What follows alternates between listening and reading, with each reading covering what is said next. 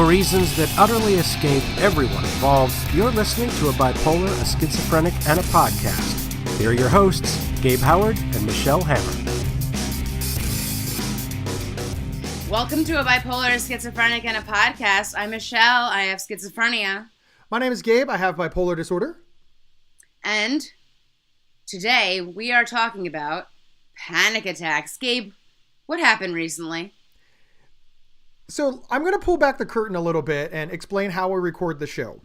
For most of our shows, Michelle gets in an airplane and flies to my house. Like that's how dedicated we are to making good quality shows. The plane actually lands in his front yard. It's really awesome. I have a giant front yard with an airstrip. Yeah. And we get up in the morning, we plan the shows, we record the shows, we go get Diet Coke, we strangely end up at Sam's Club a lot, but we record like a lot of shows all at once. Like this is a big 3-4 day production to record these shows, and we do it a lot. On this particular day, me and Gabe are watching People's Court, and he starts having a panic attack. Maybe it was the People's Court. Who knows? And Gabe goes, I'm having a panic attack.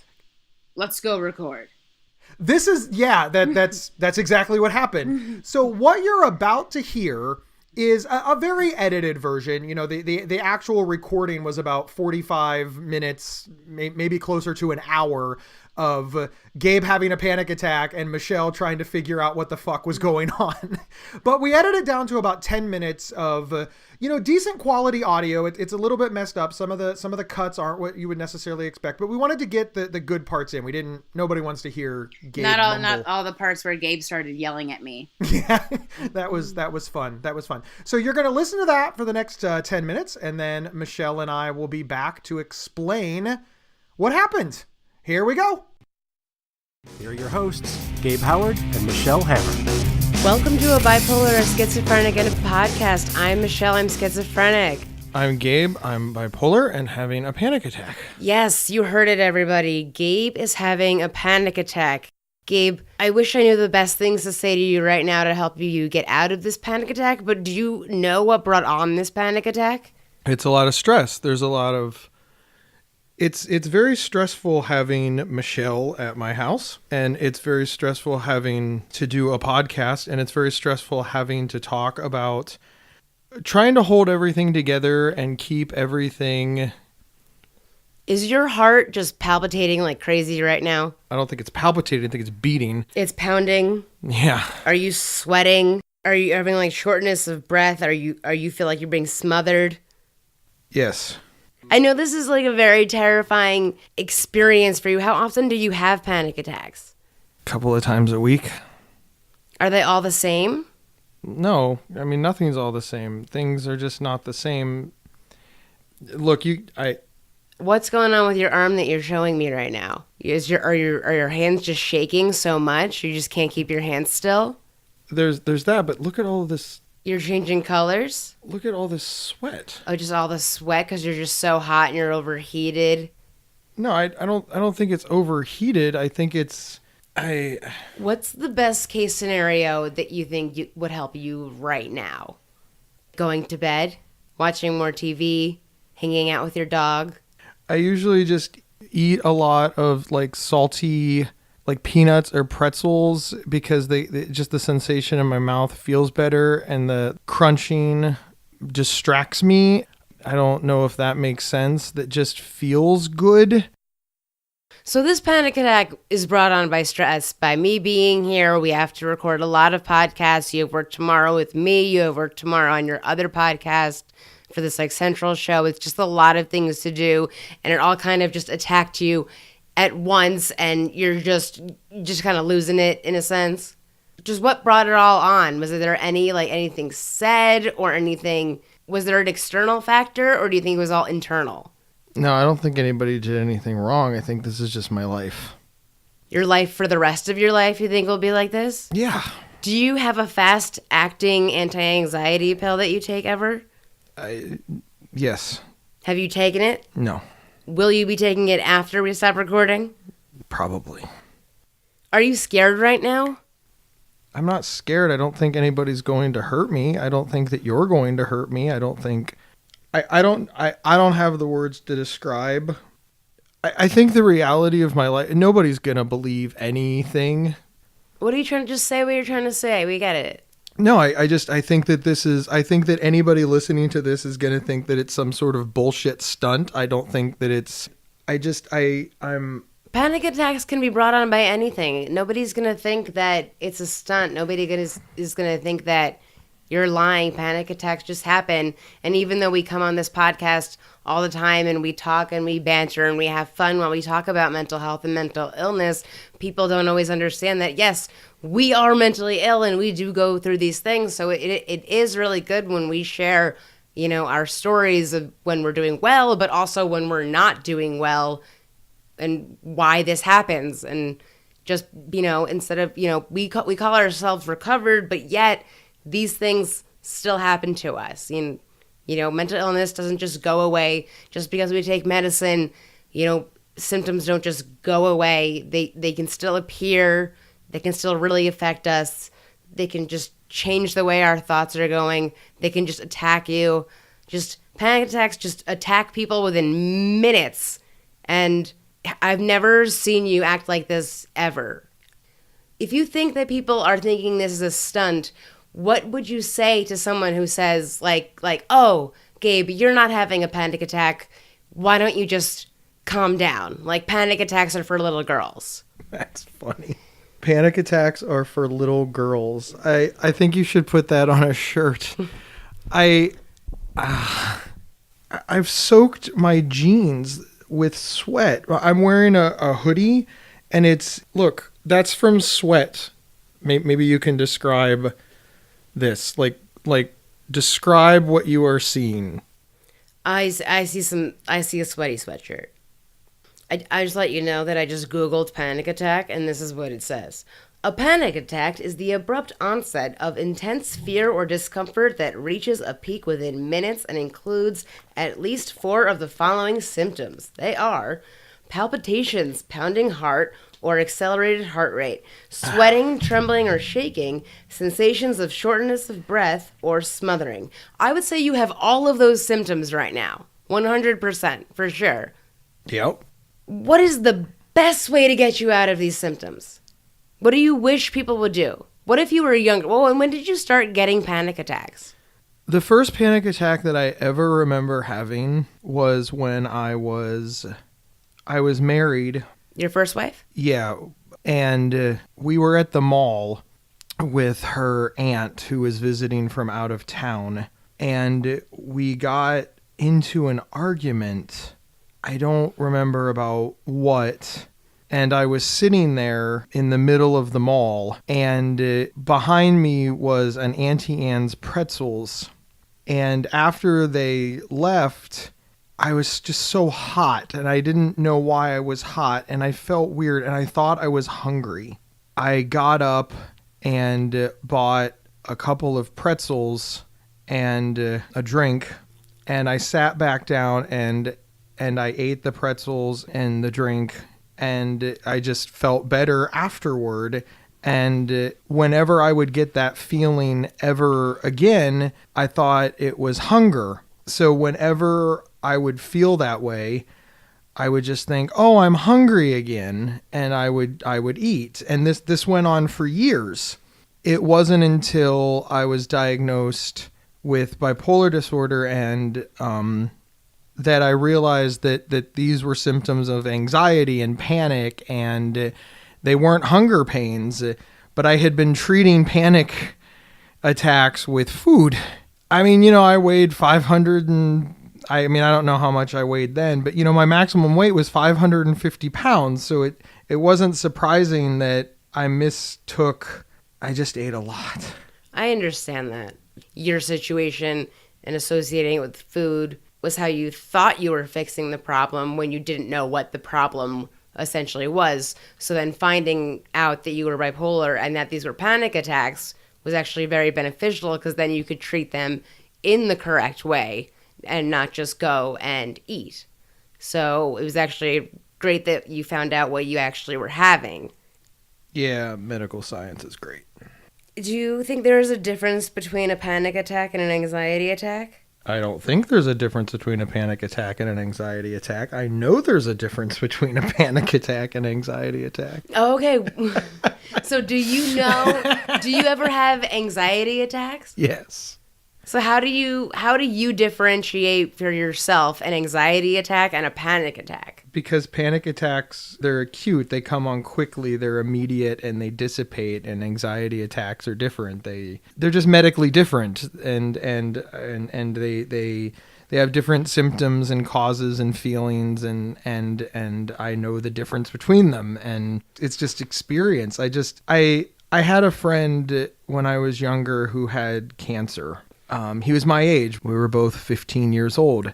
I used to think that his mom was just so incredibly smart because she knew so much about cancer and about his medication and his treatments, and she had every answer that you would ever need to know. But she wasn't smart. I mean, she's smart. She's a smart lady. It was survival. She needed to know this to save her kid and to protect her kid and to make him feel better. That's why I know so much about bipolar disorder and panic attacks and anxiety and mental illness. It's not because I'm smart. It's because I have to. Just like she had to and he had to. So to keep yourself well, you keep yourself educated. Yeah. To keep myself well, I have to know all. Is that a stressful thing for you? Was going out to lunch today a stressful thing for you? I think that you're just stressful, Michelle. I'm stressful? I mean, just... Dealing with me? Am I unpredictable? No, sadly, you're very predictable. I said something wrong to you today? No, Michelle, it's not. No, that's not what I mean. I think that maybe people don't understand the structure of our working relationship. You know, we don't have money. So when we do a lot of this stuff, when we're working, you're around, and when we're not working because you're staying at my house, you know, you're in my house, and there's no reprieve and there's nowhere to go, and we're just it's just this onslaught. It's not you, it's not Michelle Hammer, it's just working. Some of the things that we do to make this show are not mentally healthy for me. They're not. Like the things we talk about? The things that we talk about, the things that we do, the way that we record. You know, sometimes it would be better if it's just like, okay, well, Michelle's pissed off and doesn't want to talk about it. So the smart thing to do would be for me to just be like, oh, okay, I'll go stand over here and we'll talk about it tomorrow. But we can't talk about it tomorrow because tomorrow you're on an airplane and then you're in New York. So I think, okay, we got to do it. We got to do it right now. And then you're like, well, fuck you, Gabe. Stop talking to me. And I'm like, yeah, that's reasonable. I don't want to talk to me either. Well, nothing is ever easy when dealing with other people. Yeah, people suck. I don't even think that anybody that knows me, that hears me say people suck, that's when they know I've hit a wall. I think sometimes when you kind of have a plan to do things and then when your plan doesn't go as planned, it's very frustrating. And that just brings on a lot of stress, and then you don't know what you're going to do. And then you just think the whole world is imploding because nothing's going as planned and everything's kind of crashing down. Sure. You ever seen the movie Gattaca? No. It came out in the 80s or 90s. But anyways, there was one of those, you know, dystopian future thing where they took people's DNA and they determined what people could do based on a DNA test. And there was this person in it where they took his DNA and they determined what he could do based on his DNA, but he didn't accept that. So his brother, the main character's brother, had the DNA that said that he could swim 10 miles. I'm really messing this story all to hell. So the two boys, the one had the DNA that said that he could do it, and the other had the DNA that said that he couldn't. They switched DNA? No, they didn't switch the DNA. The brother couldn't figure out how his brother that wasn't supposed to be able to swim all the way to the buoy and back could make it back without dying. And he said, because if I didn't swim back, I'd die. And in that situation, you just have to do it. I don't know how I make shit work. It's not life or death doing our show. I get that. But And I hope this is not what 23andMe is doing with our DNA also. Just saying. That was a joke, Gabe. That was a joke. no, I actually just thought, oh, fuck, I think that's what they're doing with our DNA. Also, I was a lifeguard for 6 summers. If you swim all the way to your buoy and you can't swim back, you then go on your back and you kind of just float on your back and push yourself back that way. Elementary backstroke. It was just an analogy. I know it was just an analogy, but I get it. You have to you power through because you have to come back. Because there's no other way to do it. When we have more time, more energy, more money, maybe we'll do it differently. This episode is sponsored by BetterHelp.com. Secure, convenient, and affordable online counseling. All counselors are licensed, accredited professionals. Anything you share is confidential. Schedule secure video or phone sessions, plus chat and text with your therapist whenever you feel it's needed. A month of online therapy often costs less than a single traditional face-to-face session. Go to BetterHelp.com/Psych Central and experience 7 days of free therapy to see if online counseling is right for you. BetterHelp.com/Psych Central. Okay, Gabe, and we're back. Everybody's just heard this stressful panic attack that you went through and everything you said. My biggest question, why is me being with you so stressful? Well, as I explained on the show, it's not just you. It's not any one thing. Recording these shows is really hard. I really don't think that people understand the emotional outlay of thinking of all of your worst moments, of all of your regrets, of all of your mistakes. I mean, we have a lot invested in these episodes. We really try not to be surfacey. We really try to dig deep into our emotions about living with mental illness. And doing that 2, 3, 4, 5, 6 shows in a matter of 1 or 2 days, that's a lot. And then you're running around my house chasing my dog. Your dog wants to play with me, Gabe. My dog is badass, I'm not going to lie. And then you also said, like, people think you fake it. Isn't that, that's just so mean that people think you're faking a panic attack? I don't think that, I didn't mean people think that I'm faking a panic attack. They just, when you're in the public eye, like we are, you invite comments. Many of those comments are very reassuring and they're very complimentary and they feel like a big hug. But not all of them are. We get a lot of very critical emails, and I have a thick skin. I've developed one over the years, but some of them are hard not to take personally.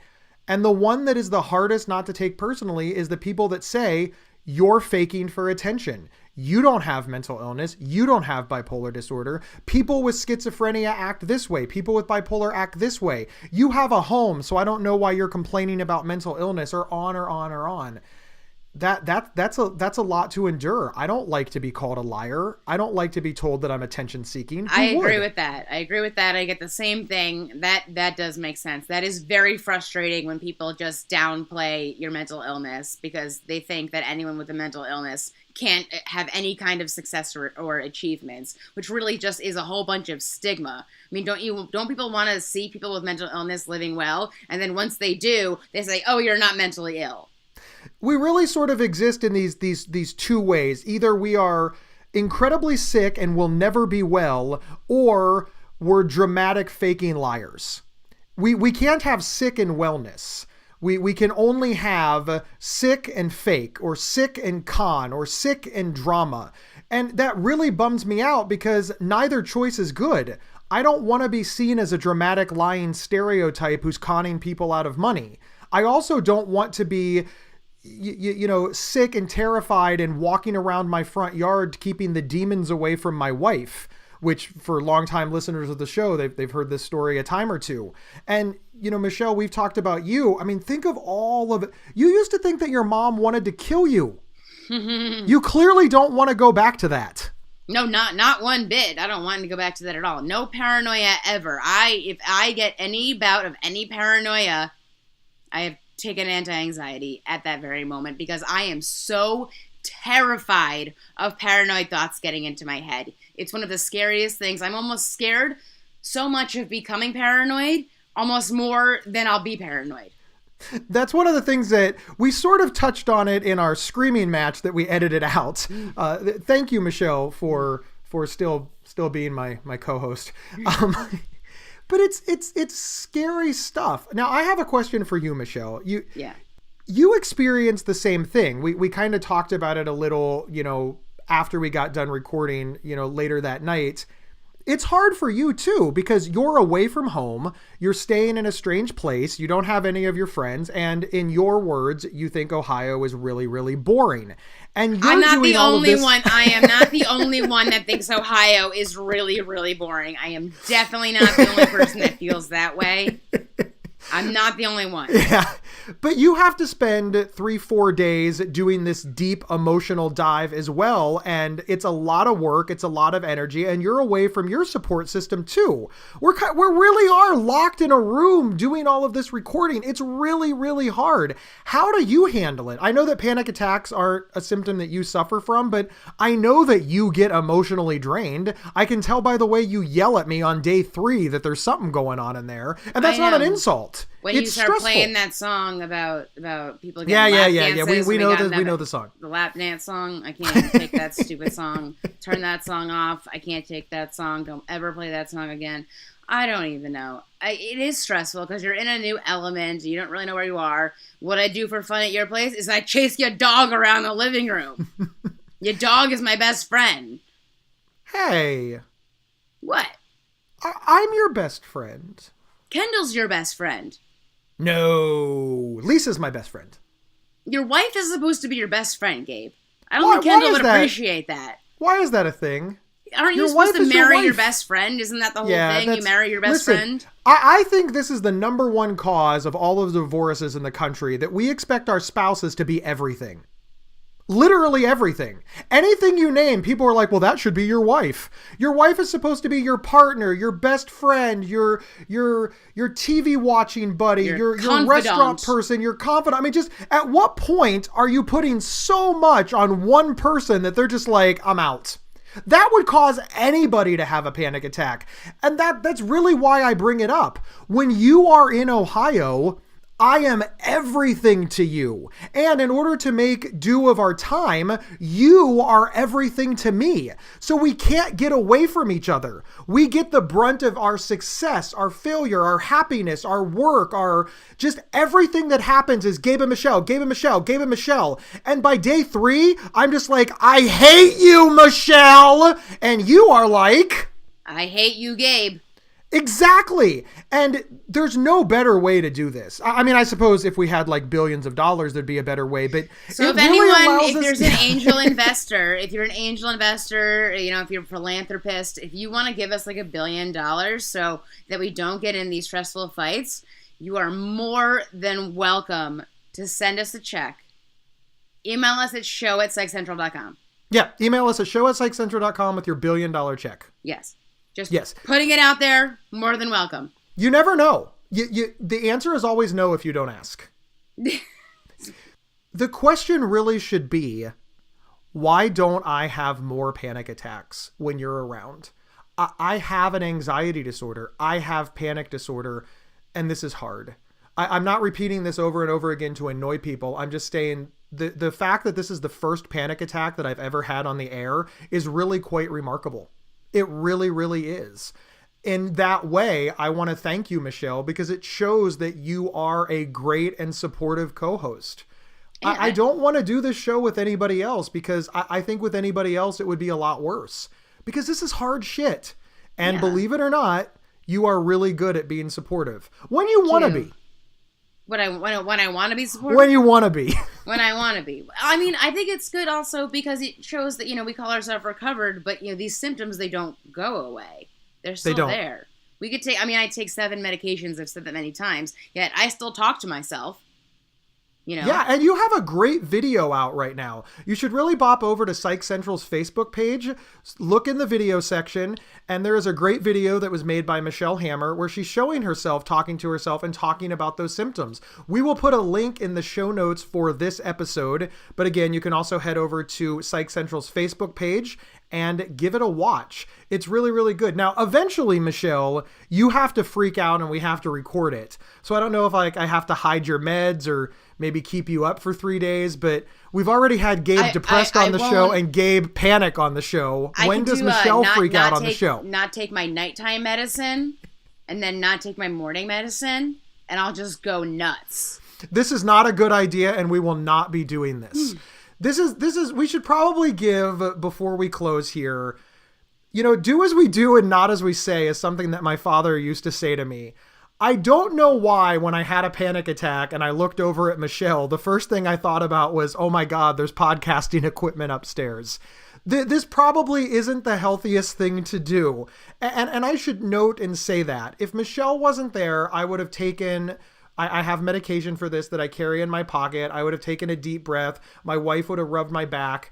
I did not make a smart decision by deciding to record and let the panic attack roll out. No, you did make a smart decision because we're showing our listeners what a panic attack can be and showing them how it can manifest in different people. Even though we consider ourselves recovered, you're showing people that, yes, we still have panic attacks. And I think it is a good thing to record a podcast about it, just to show people it happens and what it goes through, what it can be like.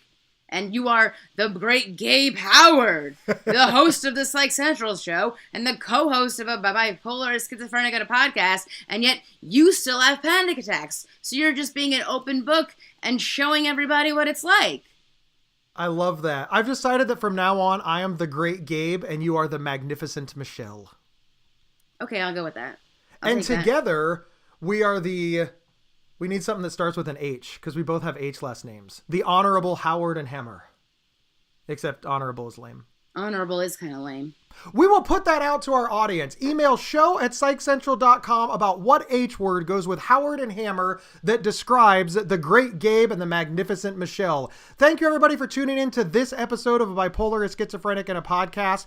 If you are not telling your friends, you are making us poor. Please tell everybody that you know. Like us, rate us, rank us everywhere you download this podcast. And finally, comment on psychcentral.com/BSP. We will see everybody next week. Why am I so stressful? You've been listening to A Bipolar, a Schizophrenic, and a Podcast. If you love this episode, don't keep it to yourself. Head over to iTunes or your preferred podcast app to subscribe, rate, and review. To work with Gabe, go to GabeHoward.com. To work with Michelle, go to schizophrenic.nyc. For free mental health resources and online support groups, head over to psychcentral.com. The show's official website is psychcentral.com/BSP. You can email us at show@psychcentral.com. Thank you for listening, and share widely.